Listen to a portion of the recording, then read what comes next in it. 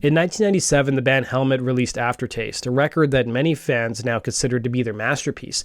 It was the purest distillation of their groundbreaking sound, but the brutal focus that forged the album also broke the band, leading to their sudden collapse right when a new wave of bands that they actually influenced were taking over the world.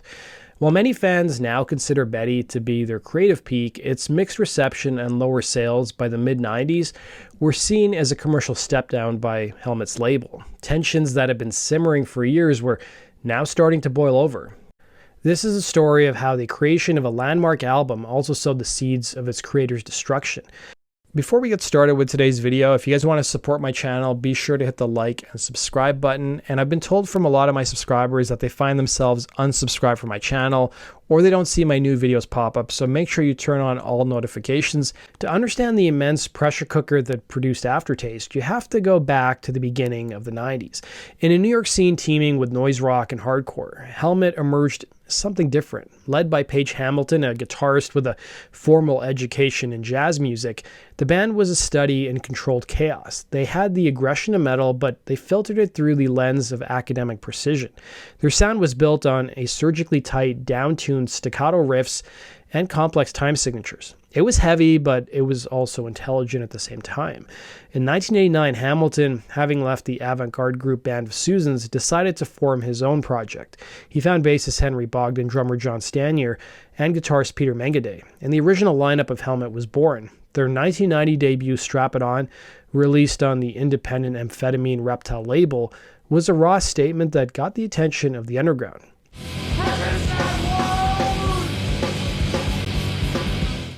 But it was their 1992 major label debut, Meantime, that detonated them into the mainstream. In the middle of the grunge explosion, major labels were in a frenzy to find the next Nirvana.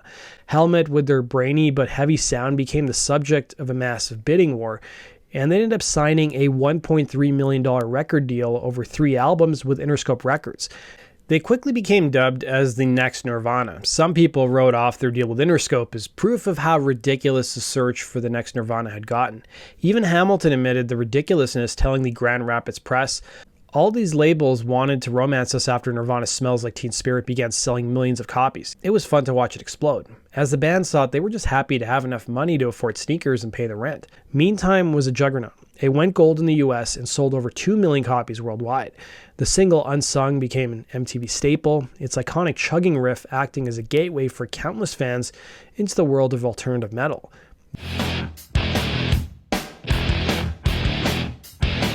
The success was validating, but it also created a new kind of pressure.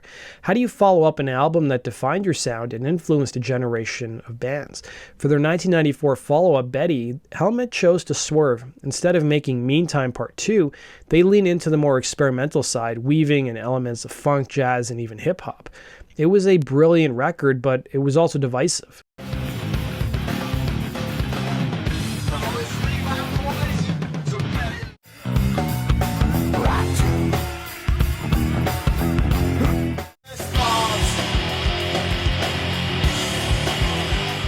Page Hamilton would later reflect on the reaction, stating, "We got when it came out from some people. Some people were like, this isn't Meantime." And I'm like, well, we did Meantime. We don't want to do Meantime again.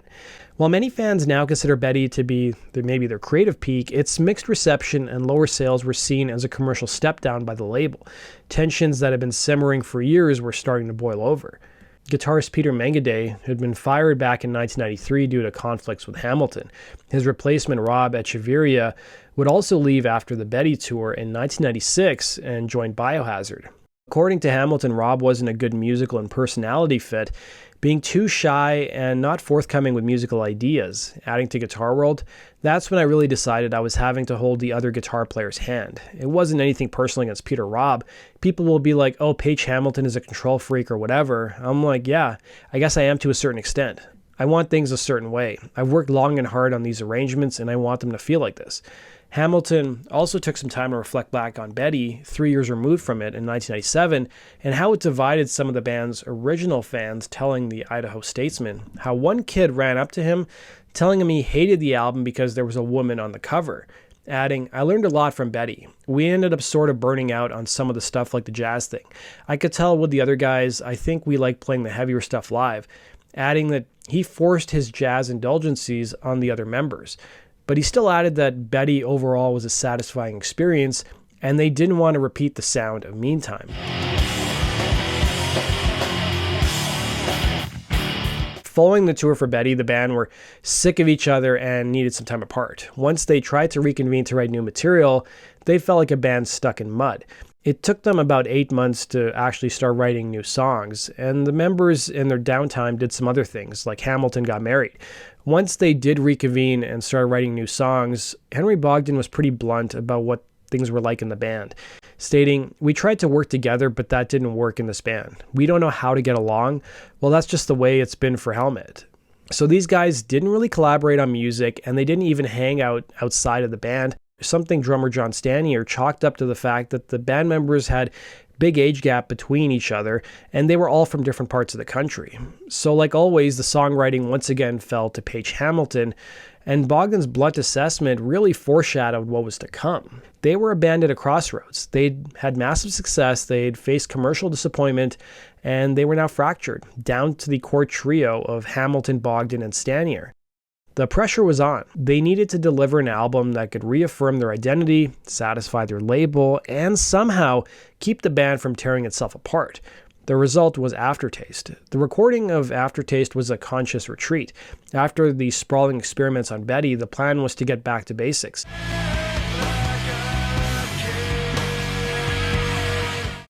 In an interview, Hamilton said that he and producer Dave Sardy aimed to make the Helmetist Helmet album, a record that was pure, undiluted expression of their core sound.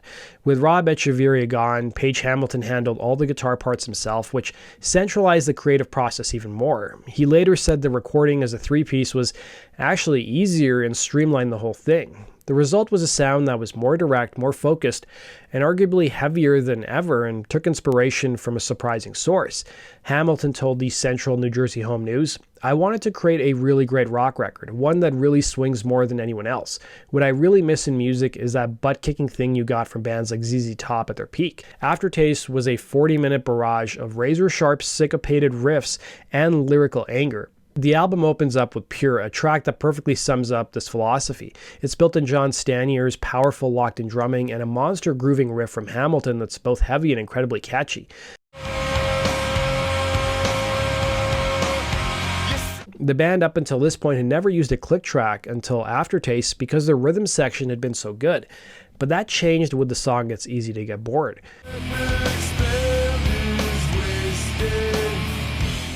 The record was supposed to come out in early 1996 and then got bumped to late summer and then fall, and then finally it came out the following year in March. Rumors were swirling that Hamilton was unsatisfied with producer Dave Sardy's mixing results, shifting them to Terry Date, who was known for his work with Soundgarden, Pantera, as well as White Zombie. But while the music was tighter and more focused than ever, the human element was falling apart. The very things that made the album so powerful, the relentless drive and the singular vision, were reflections of a creative process that had become toxic. For nearly a decade, Helmet operated on a grueling cycle of writing, recording, and touring. And Page Hamilton described it as working too hard, with punishing schedules, playing something like 22 shows in 21 days, crammed into a small van. This relentless grind frayed everyone's nerves, with him admitting, "We were really sick of each other." The dynamic within the band had become poisonous as well. As the primary songwriter, Hamilton was the undisputed leader, and that role inevitably created resentment. He recalled, "Because I wrote the songs, the atmosphere became toxic." While bassist Henry Bogdan and drummer John Stanier were essential to the Helmet sound, the creative direction was almost entirely Hamilton's. This imbalance, coupled with their insane work ethic, created a rift that was becoming irreparable. Money also started changing things as well, straining their unity even further. Touring guitarist Chris Traynor, who joined the group for the Aftertaste tour, walked into a band that was already collapsing. He recalled the enthusiasm was just gone. It was at their final show in Italy on December 10, 1997. The crowd was screaming for an encore, but the members refused to go back out on stage. Traynor described knowing with a sinking feeling that the band was over. While nothing was ever explicitly said, the feeling was palpable. As Traynor put it, "It wasn't said, but you could feel that." Bassist Henry Bogdan became dissatisfied and conflicted on this tour, seeking a different musical direction, and his drinking escalated and he once again started smoking. John Stanier, who supported Page Hamilton throughout Helmet's run, eventually decided to quit as well after some consideration following Bogdan's exit. Hamilton, the band leader, recognized that he could not control everyone's ambitions and ultimately accepted that members had to pursue their own paths.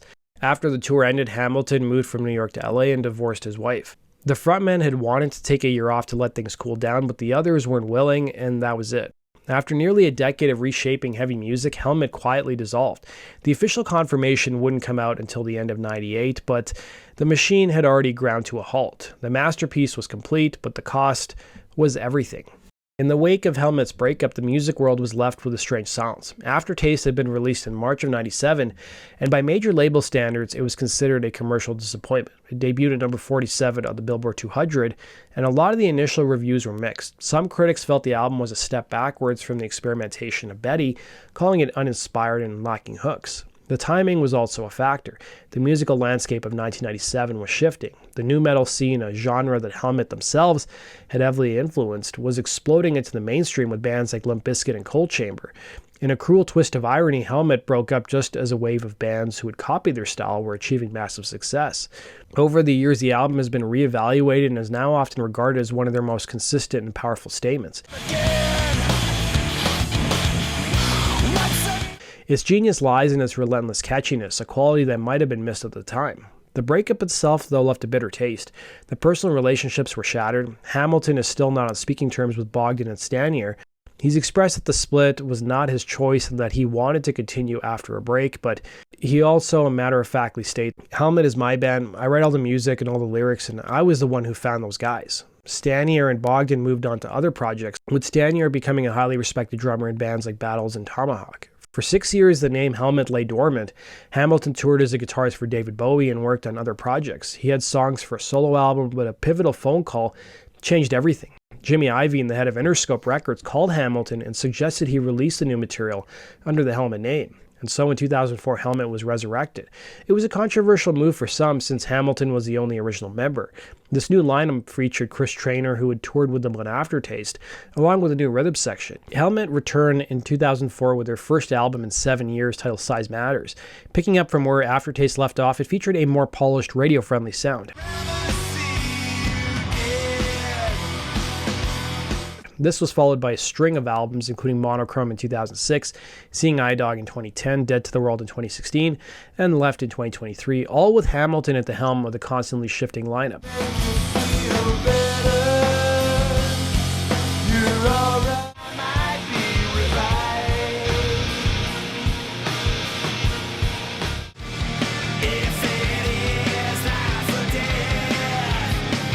Some critics and fans have found the records to be inconsistent or uninspired, feeling they lack the raw energy and chemistry of the original lineup.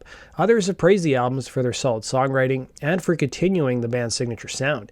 The 2023 album Left, for instance, was hailed by some as their best work since the comeback, while others found it to be a lackluster effort.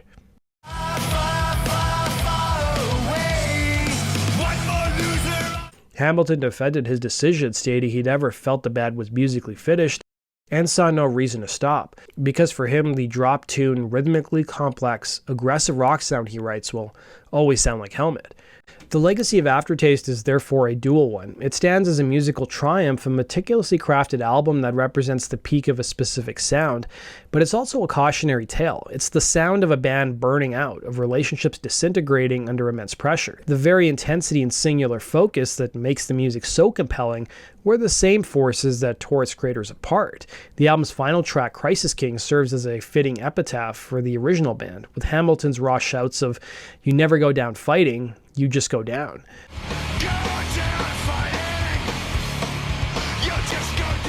What are your thoughts on Aftertaste? Do you see it as the band's masterpiece or the beginning of their decline? Let me know in the comments section below, and let me know if there's any other album stories you'd like me to cover in the future. The story of Helmet's Aftertaste is a classic rock and roll tragedy. It's a narrative of artistic triumph born from personal conflict, a reminder that the creation of something timeless can require a profound sacrifice. It's a story of a band reaching their creative summit and discovering that the only way down was to break apart. The album remains a monumental work, a final ferocious roar from one of the 90s most vital bands, forever leaving listeners with the brilliant bitter aftertaste of what was and, well, what could have been. That brings us to the end of today's video, guys. Thanks for watching. We'll see you again in Rock Roll Your Story sticker.